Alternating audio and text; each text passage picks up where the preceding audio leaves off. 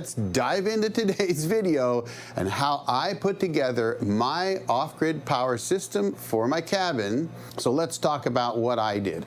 Now, there is a link in the description below that will take you to the exact same spreadsheet that I used. And this is not my spreadsheet, by the way. I got it from a gentleman off of the Country Plans forum. I can't even remember who it was that I got it from because it was about 14 years ago, but thank you to the guys on Country Plans because that's where I got it from, so I can't lay claim to it. But it's a very simple spreadsheet to use. You put in the components that you want to try to run each day and how many hours per day you're going to run them, how many watts they use when they run, and it will tell you how many watt hours or kilowatt hours per day that you will use. And the first consideration that I made was to get a refrigerator that did not have a freezer. For one, I didn't plan on living at my cabin, so I really didn't need a freezer. And for two, a freezer tends to use more power than the refrigerator does. And my refrigerator only uses about 38 watts per hour. The truth is that it only cycles on and off periodically throughout the hour a few times. So even though it might be using 150 watts when it's cycled up, it might sit for an hour and not use any power at all, especially if I don't open it. And usually what you can do is you can look at the back of any given electronic device and it will tell you how many watts it uses, or at least the voltage and amperage that it uses. And all you have to do is multiply the volts times the amps and that tells you the watts. So in my case, I looked at the yellow sticker that they put on it that told me how many kilowatt hours per year it would use, and I came up with a rough figure based on daily usage divided by 24. Now that refrigerator uses over 6,000 watt hours per week, so that's my big power draw. Then I looked at running a radio, and in this case a car stereo, and the amount of power that it would use and how many hours per day I would use it. And this is really key, folks. A refrigerator is going to run 24 hours a day, 7 days a week, but my stereo, maybe 4 or 5 hours a day. I looked at running a laptop and I put it on my chart, but I set that at 0 because I knew that a lot of the times I wouldn't run it at all. So I wouldn't put in things that you're not likely to run very often because those are going to be draws that aren't consistent on a daily basis. I looked at my LED lights and I calculated how much power each of those light bulbs used, and then I determined how many hours per day I would use them. So I would put down, say, 5 hours a day times 7 days a week, 35 hours that I would run those lights per week. I have some DC fans, I put those in, and anything else that I might run. Once you've determined that, you've got a couple other things to consider. One is voltage. What voltage will the battery bank be that you're going to run? Now, I do not recommend 12-volt battery banks, and honestly, today, if I were to build my system today, I'd go with 48 volts. And there's a couple reasons for that. One of them is copper's expensive, and the lower the voltage of your battery bank, the larger the cables you're going to need to run from the battery bank to the inverter. So building a system at 24 or 48 volts is going to be better. Mine happens to be 24 volts, so I put that into my spreadsheet. Once you determine the battery bank size that you want, then you calculate the battery size that you need, or the battery bank size that you need in order to provide that power. Once you've determined that, you determine the days of autonomy. That's how many days you're going to run without solar production. Nowadays, I choose 5 days because I know more today than I did 14 years ago. Now I know I'd like to be able to run as long as I can. Once you've chosen the number of days you want to run without solar production, and you've got your battery bank size and how much power you need per day, you have to decide the depth of discharge that you're going to allow your batteries to be drawn down. So depth of discharge, which you'll often see as capital D, little o, capital D, is how much power you're going to draw off the batteries. With LiFePO4s, which is what I would recommend today, you can draw them 100%, but that's not really the best thing to do. However, to get maximum life out of those batteries, you really only want to draw them about 30 to 40%. But when building my spreadsheet, I always choose closer to around the 80% model, and so I'm going to choose that here today. That means that I'm willing to draw my battery bank down 80%.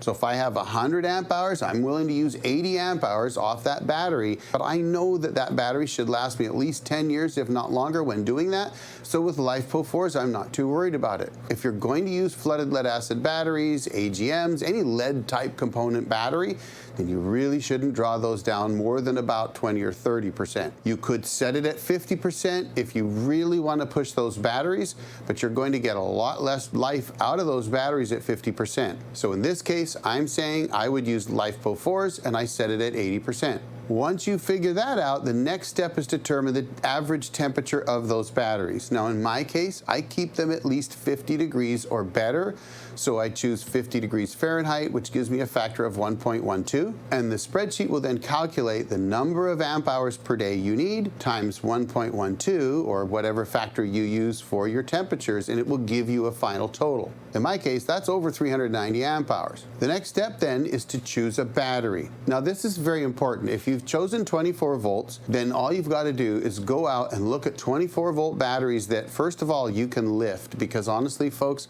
like a 300 amp hour 24 volt battery is going to be very, very heavy. Whereas a 100 amp hour 24 volt battery might only weigh 50 pounds. 50 pounds is easier to manage than 80. I have 120 amp hour 24 volt big battery mules. They weigh closer to 80 pounds. The only nice thing about those is they got wheels on the bottom and a rope handle on top, so they're a lot easier to move around. But with my back today, I won't be moving those batteries anytime soon, not without help. Now the spreadsheet's going to take the amp hour rating of the battery that you have and divide the total number of amp hours you're going to use by that number. So in my case, 392 and change divided by 120 gave me just over 3. So that's telling me that I could probably get away with 3 of those batteries. I'd be a little bit on the low end if I'm trying to use 80% of those batteries over a 5-day period, because I chose 5 days of autonomy. But it will also tell me that 4 would be better, which of course makes sense. If I'm going to use 3 1/4 worth of my 3 batteries, well, a 4th battery is going to prevent me from completely draining my batteries. The system will then calculate how many batteries you need in series to get your voltage. So if my system is 24 volts and I'm using 24 volt batteries, I only need 1. But if I was using 24 volt batteries and I have a 48 volt system, it's going to say, okay, you need 2. And then this is how many batteries you need based on that. So in my case, it's really simple. I got a 24 volt system, 24 volt batteries. I only need 1 in series. Now, you can input the type of solar panels you're going to use. And the nice thing about this spreadsheet is, let's say you're looking at a solar panel that's 305 watts, like mine. It will then take the amperage of those panels and divide your daily total that you need by the panels. So for example, if you need 16 amp hours per day and you've got 8 amp hour batteries and you have 2 hours of sun, it's going to say you need 2. Now here's an area that I really like to push things a little bit. If this tells me I need 2 panels, I'm going to put in at least 4, because I've learned already that going with the minimum number typically tends to bite you when you don't have a lot of solar production. My battery bank can be charged up in full sun very, very quickly, and I like that. So now you've got how much power you're actually going to use per day and per week, how many days you want to run without solar production, what your battery bank voltage is going to be, how many batteries of what type you need. And again, if you're trying to figure out batteries and it tells you you have a requirement of 400 amp hours, well, if you use 100 amp hour batteries, you need 4 of those. If you're using 300 amp hour batteries, 2 would be more than enough. And that's something to look at as well. And the nice thing about this spreadsheet is you can go out, look at batteries online, say, oh, I think this one might do the job for me, plug it into this spreadsheet, and it's going to tell you how many of those you need. It's a pretty neat system, actually. Very simple. And again, it's not really designed for great big systems that have huge power draws like heat pumps and air conditioners and all that kind of stuff. But for a small cabin, it works really quite well. Same with the solar panels. Maybe you're looking at a solar panel that's 305 watts and you think, oh gosh, it's telling me I need 3 of those, but what if I put in 2 500 watt panels? It will let you know how many of those you need. That's a really nice thing to have. But once you've got that, there's something missing here. Actually, a few things. First of all, well, you don't have an inverter. And you need an inverter in order to take the battery bank voltage and convert that to the 120 volt alternating current that you would need to run, for example, your refrigerator. And you also need a charge controller. The charge controller is going to take the power from the solar panels and convert that to the correct charging voltage for your batteries. And modern charge controllers have software in them that will provide the correct voltage and voltage ramp to your batteries. For example, when charging up any battery, the first thing the system needs to do is bring the voltage up and warm the batteries up. Once the batteries get to the correct temperature and voltage, they can then begin absorbing the power coming from the solar panels, and at that time the software is going to increase the amperage going into those batteries, and at some point it's going to start dialing that back at the end of that absorption phase. So charge controllers today typically have a boost phase, an absorption phase, and then a float phase, as well as equalize, but I don't use that anymore, so I'm not worried about that one.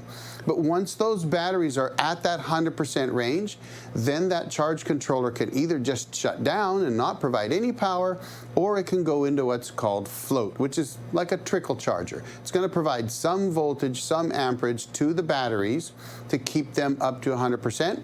And that's great because if your battery bank gets charged up fairly quickly, say within that first hour or two of good sun, well, the rest of the day you could actually be running off your solar panels and not even drawing from your battery bank at all. Choosing the correct charge controller makes a lot of difference. And I will tell you now that if there's an area that you don't scrimp when putting together your power system, charge controllers are an area that I don't particularly think you should scrimp on. Now, I will tell you this. If you're looking at building a system and you think I'm only going to use it for a couple years, well, you could probably get away with a fairly inexpensive charge controller because it doesn't really matter to you whether it lasts 2 years or 20 years. But if you're looking at a cabin that you expect to use for the next 20 or 30 years, I highly advise that you look at your best quality charge controllers. I settled on Morningstar and Outback because when I bought those, they were the names to have, and they were very expensive. Today, I think that Morningstar that I have up above me here is about $750. That's really expensive. I replaced that with a $160 bateria charge controller that seems to be doing really quite well. And, well, if it quits in a couple years, I could replace it easily enough, and that's something else to consider. If you're only putting in one charge controller and one solar array, I wouldn't mess around with the inexpensive stuff. I would go with the name brands like Victron, Morningstar. If Outback's still out there, look at them, Midnight Solar, Schneider Electric. There's lots of names out there of high quality stuff. I certainly wouldn't be looking at, well, the cheaper stuff that you find on Amazon, because I can't tell you that that's going to last very long, but I can tell you this. The Morningstar charge controller that's above me right here ran for 13 years before I pulled it out, and it still works fine. I could put it back in today, and it will continue to run. So yes, it cost me $500 when I bought it, but 13 years later, I can still use it. My Outback Flex Max 80 charge controller, which is an MPPT charge controller, that stands for Maximum Power Point Tracking, and we can discuss that in another video. But that charge controller has been in since around 2015, 2016. It's running fine, and I don't really anticipate needing to replace it for many years to come. In fact, I may not live long enough to replace it. It was expensive. At that time, it was over $500. But again, I'm not going to have to replace it. The chances of me replacing that are pretty slim. Same with some of the better quality ones like Victron. It's a great name. I haven't used them myself. No affiliation with any of these, by the way. But I think they're going to last a long time. It's worth looking at those. You could certainly put in less expensive ones. I personally wouldn't. Now, what you're looking for in a charge controller is one that is overrated for the power that you're going to put to it. So if you've got 70 volts of solar coming in at, say, 11 amps, and you put in a charge controller that's rated at 10 or 11 amps and 70 volts, well, you're probably going to burn it up. But if you put in a charge controller that can handle 60 amps and, say, 90 or 100 volts, then guess what? It's going to run fine. And here's the beauty of that. You can then add more solar panels to that charge controller without causing any issues. So I've got an 80 amp charge controller that can handle something like, I don't know, maybe 150 volts, and I'm feeding it with 72 volts and about 45 amps. Well, I know now that if I wanted to add a couple more solar panels to that array, if I could find the same ones again, which can be a challenge these days, I could easily add those to that solar array, increase the amount of amperage that I'm sending to that charge controller, and it wouldn't matter at all. I wouldn't have to replace that charge controller. So I always recommend putting in a charge controller that's rated higher than the solar array you put in. There's a few things to consider with inverters. First of all, are you going to put in modified sine wave or pure sine wave? Modified sine wave is not the kind of power that you get on the grid. On the grid, it's pure sine wave. Modified sine wave is a stepped type of sine wave that's actually quite noisy. And a lot of modern electronics don't like that noisy power, and they won't last as long. So that's number one. I don't recommend doing it. Put in a pure sine wave inverter. Number two, you want to size that inverter to handle the kind of power you expect to use every day. If you figure that you're going to use about 1,000 to 1,500 watts per day, it's a pretty safe bet that if you put in a 3,000 watt pure sine wave inverter, it's going to handle all the power you put to it. And if you decide one day that you really want to run that microwave, or maybe your internet, a television, and a DVR player or something like that all at the same time with the satellite box, and it's going to put it over that minimum that you figured you were going to use per day anyway, well, you're not going to worry about it if you put in an inverter that's rated quite a bit higher. Now, I have a 4,000 watt inverter, but I typically only use between 1,000 and 1,500 watts at any given time off of it. It generally runs in the 25% or below. And a lot of people will tell you that, oh, that's not efficient. They're more efficient when you use closer to their total power. But I would tell you this. You're going to end up running more than you think. If you figure that you only really need a 1,500 watt inverter because you're only going to run, say, 1,000 watts, what happens when, well, your generator's not working and you want to run your table saw? Now you need 2,500 watts to do that and everything else that's already running. I prefer to oversize my inverter to make sure that it can handle all the power that I'm ever going to possibly want to run through it. The next thing you got to consider is whether it really matters that it can peak a lot higher than its rated voltage. And by that I mean my inverter is a 4,000 watt pure sine wave inverter that can peak at 12,000 watts. Did I really need that? Not really. But a lot of electronic components, particularly motors, often use twice as much power at startup than they do when they're running. A good example of that actually is my refrigerator. My refrigerator can easily peak at 750 to over 800 watts when it cycles up. So if I sized my inverter to just be able to handle the 150 watts it's typically using when it's running, well, that could be a problem. A 300 watt inverter would run that refrigerator as long as it doesn't try to cycle up. When it cycles up, it's going to kill that thing. So that's not going to work. I'd have to put in a 1,000 watt inverter just to handle the cycling of that refrigerator. But by having an inverter that can peak a lot higher than its stated wattage means I don't have to worry about that. My refrigerator, which I run 24 hours a day when I'm at the cabin, could be cycling up at 750 or 800 watts at the exact same time I decide to run my table saw, which can run over 1,500 watts. Well, now we're well over 2,000 watts. We could even peak over 3,000 on that cycle up. And if I don't size my inverter, say I just put a 3,000 watt inverter in, I could actually push it, especially if the radio, the lights are running, and a few other things happen to be running. Maybe my wife decided to use the freezer, which also can cycle up fairly high. Well, boom, I'm going to trip the breaker, and I'm going to be without power until I go fix it. So by having an inverter that can peak a lot higher, I don't have to worry about that. But you may not need that. So that's important. And the most important thing when it comes to inverters, possibly anyway, is the amount of amps that inverter can draw off your batteries. If, for example, you're running a 4,000 watt inverter, and you have a 100 amp hour battery that's limited to 100 amps, that means that if it's a LiFePO 4 battery, so a 12.8 volt battery, the most power it's going to allow to be drawn off of it is 1,280 watts. So if you put a 4,000 watt inverter in, it's not going to work. So you really have to take a look at that. 4,000 watts at 24 volts is 166, 167 amps. Well, that means you would need at least two 100 amp hour batteries to allow that draw to come off. So it's really important to pay attention. In my case, I've got 360 amp hours of battery power, so I could draw over 8,000 watts if I needed to, and it would be okay because those three batteries are all in parallel. They're going to draw at the same time, and that means I can literally draw 360 amps off those batteries at once. Now, the final thing to consider when building your off-grid power system is that you really need to have breakers. And it may seem, well, maybe you didn't think about it or maybe you have, but you need to have breakers. And each of those breakers should be rated higher than the amp draw that you're going to expect from whatever it is you're putting in. So let's take, for example, solar panels. If you're putting in 10 amps worth of solar panels or a solar array that puts out 10 amps,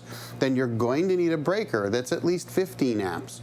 Typically, you want it 25% above the amp draw that's expected. You're not going to find a breaker that's 12.5 amps. So you put a 15 amp breaker in. Now that works the same when it goes to your inverter.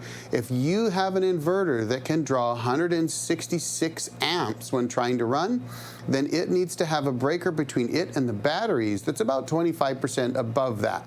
So it's important to have breakers between your charge controllers and your batteries, between your solar panels and your charge controllers, and between your batteries and your inverter. Now the last thing I would say you need to look at is your charger and generator. And yes, you should always consider a generator. And your generator should be sized big enough to provide that charge to your batteries as well as anything else you might want to run at the same time. So those are just some of the basics that I think you need to consider. I really hope I helped somebody out today. If you've got any questions, do me a favor, drop them down below, let me know. I answer pretty much every question I get. Always try to answer all the comments that come in. So don't be shy, go ahead and drop those comments down below. Hope you enjoyed the video today, folks. I've got another video right here for you to check out. Y'all have a great day. The old Jarhead out.